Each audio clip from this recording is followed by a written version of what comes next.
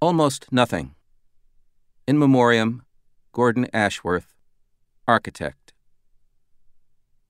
They say the great man drank, ceaselessly, the way an Englishman drinks tea.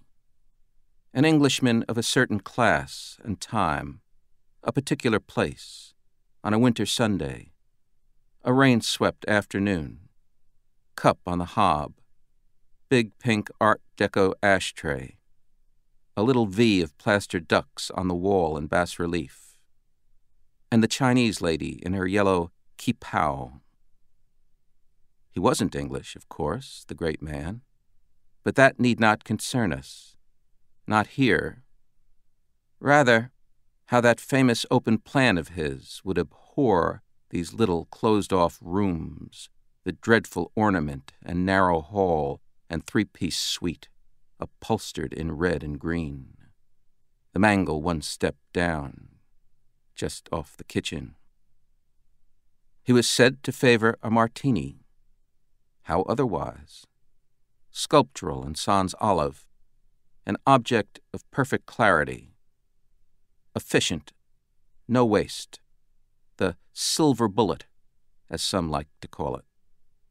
Stream form, like a bicyclist leaning into a curve at the Hippodrome, or along the Rochdale Canal and up into the Pennines, open countryside, tires hissing on wet pavement, leaving the closed world behind.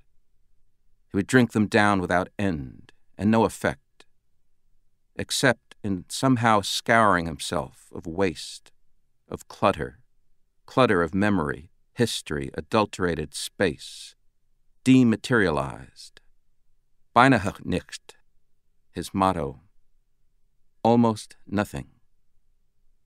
For the Chicago heiress, the ungainly spinster who played violin, he glumly romanced, and who so adored him, her clairvoyant primitive. He built a house that seemed to float, out in the woodlands by a river, chaste in its geometry and made almost entirely of glass, distilled and further distilled, again and again, like his expensive vodka, until light enough to float on air or water. She hated it, of course, but that was later. Nowhere to sit, barren, sterile, bugs all summer, cold all winter, roof leaked, that terrible row at the end, humiliated, out tens of thousands, ridiculed by his admirers, his countless admirers, a modernist Shinto shrine. Yes, well. "Stand up there on the terrace," he said to her, commanded rather, "so that I can have a look at you." She melted, the house still unfinished, when she still adored him, her genius, her darling Plato with his stogie, gazing down at him. "Gut," he barked, his accent still strong after 13 years, more like gut.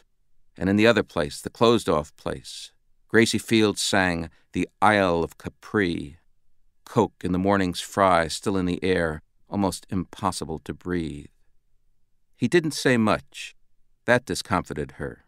He never said much. That and the drinking. She let it pass. A great man. "Well," she said, with a flirtatious half-curtsy. He stared and stared. "Well," she said. He was silent a long time.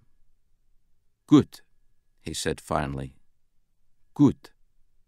The scale is gut."